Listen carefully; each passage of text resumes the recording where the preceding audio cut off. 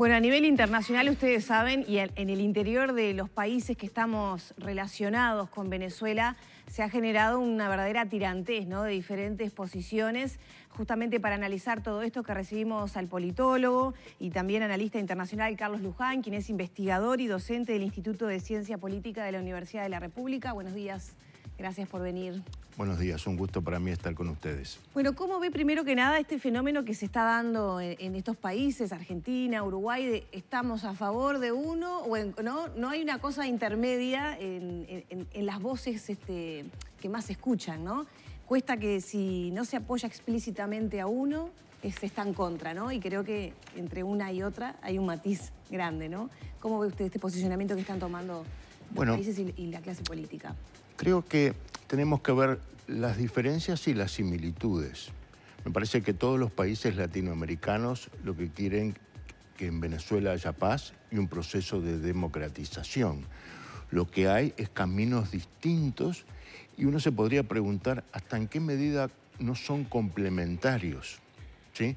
O sea, hasta dónde la presión de los países del Grupo de Lima, menos México, no contribuye a salir del statu quo en el cual no había negociación y hasta dónde la posición de México, de Uruguay, de países quizás extracontinentales como Noruega que apoyen intentando facilitar el diálogo, no es parte, ¿sí?, de un mismo movimiento que ayuda. O sea, uno puede pensar esto en términos maniqueos, polares y decir, bueno, están los que apoyan la democracia, pero por otro lado también se puede ver como apoyando intervenciones foráneas, están quienes apoyan el diálogo, pero también se le puede ver como apoyando una situación actual. Yo creo que lo que hoy debemos concentrarnos es cómo se construye un camino en paz, ¿sí?, de diálogo, y entonces me parece que en este proceso vertiginoso que estamos viendo,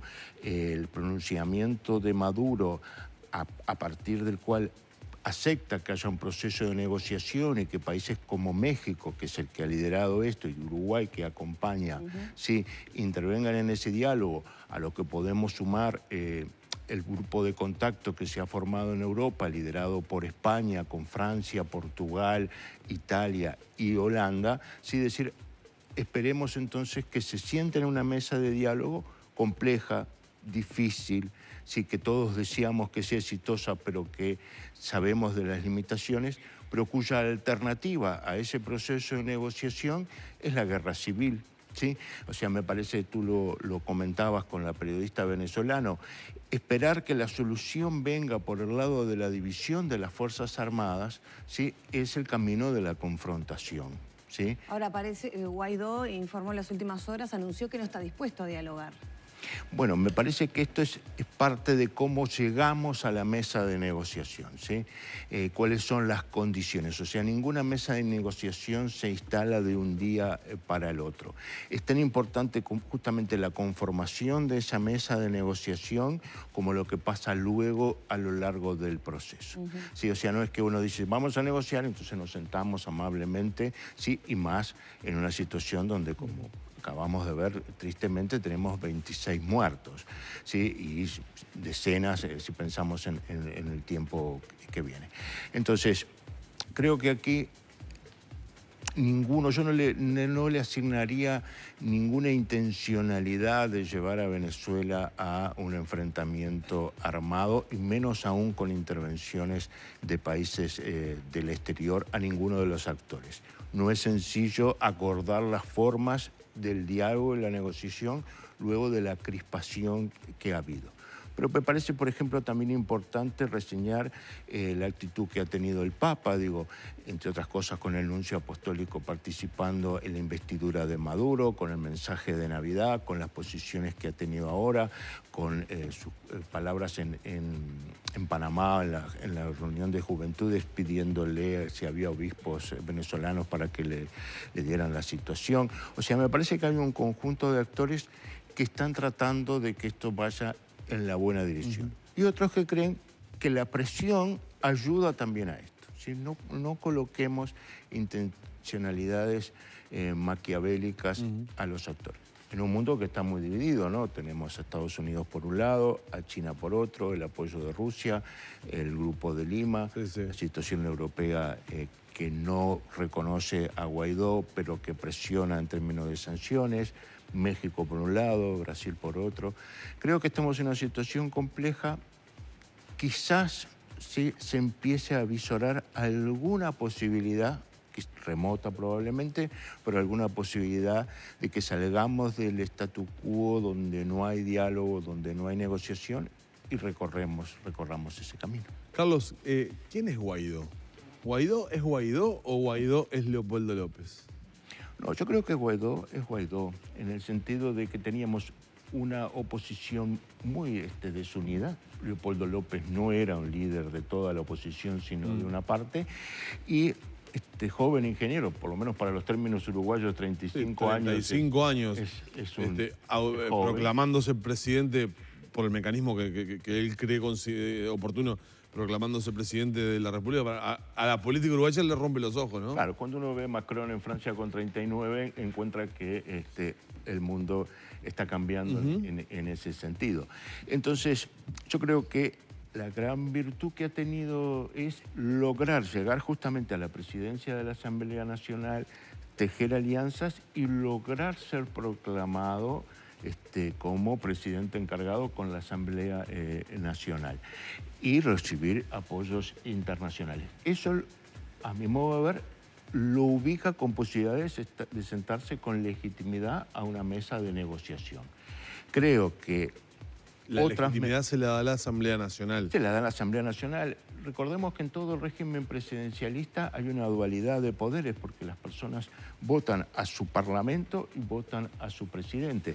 La Asamblea Nacional tiene la legitimidad de los votos, sí, justamente, que le dieron el pueblo venezolano. El tema es que es no reconocida justamente por el Poder Ejecutivo, por el gobierno. Claro, porque ahí entramos en las interpretaciones, que siempre son interpretaciones de la Constitución, sobre si se aplican los artículos que lleva a la sustitución de la cabeza del Ejecutivo por parte de la cabeza del Legislativo o no. Y entonces tenemos esta... Ahí es donde está el juego, en realidad. Lo bueno me parece es que eso configura actores que no existían antes por las divisiones en la oposición, que puedan ir en un camino de diálogo, ríspido, duro, sin duda, pero diálogo. Para ir pasando raya, ¿usted es optimista con un diálogo que se pueda dar en las próximas horas, a pesar de los anuncios de Guaidó?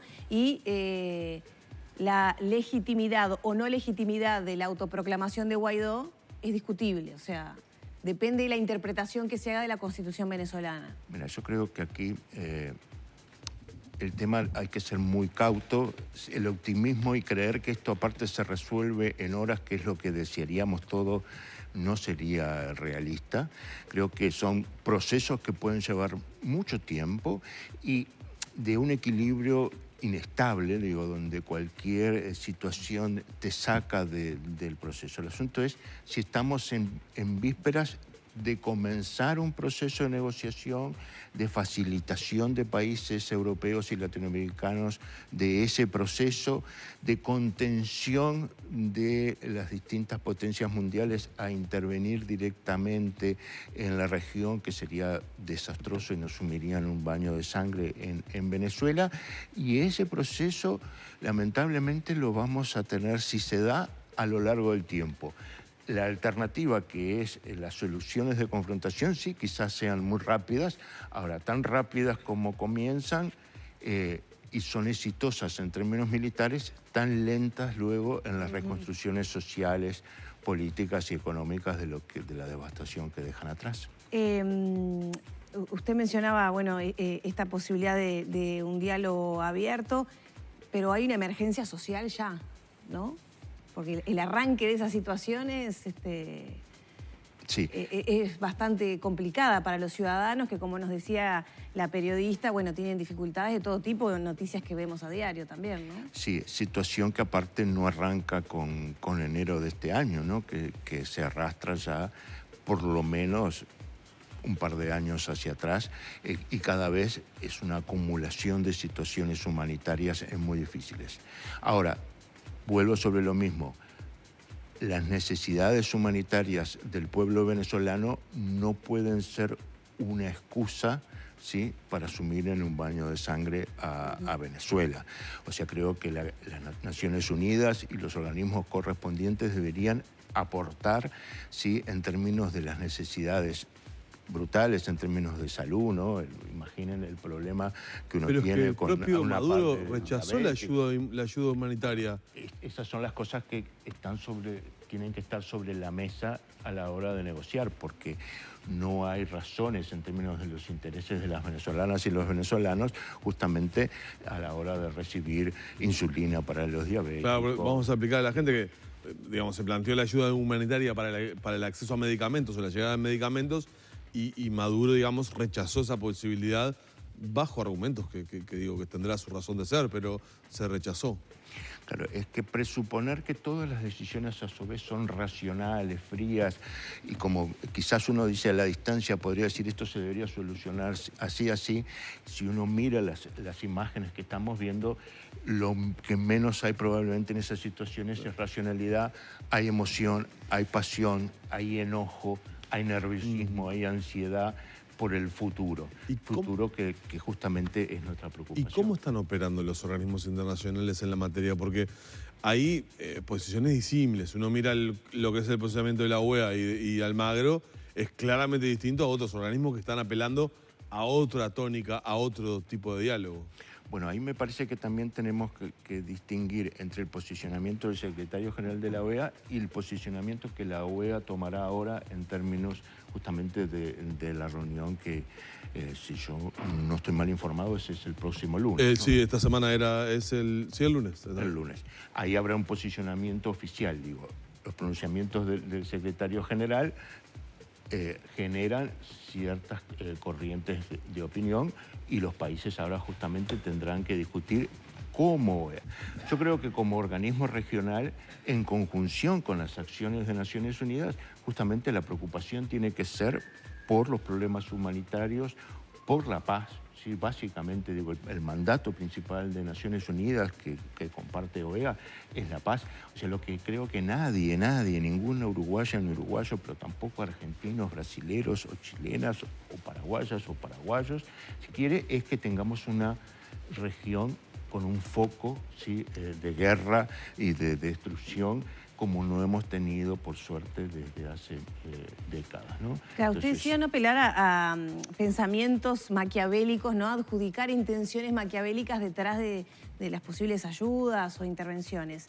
Sin embargo, a lo largo de la historia, los países tienen intereses en otros. Y en este caso, Venezuela tiene una riqueza en materia de petróleo importante. No pensar que los países que apoyan a uno u otro sector de este país están pensando o tienen en cuenta esa riqueza y el control de eso, también es un poco ingenuo. Es un nuevo agregado al análisis, ¿no?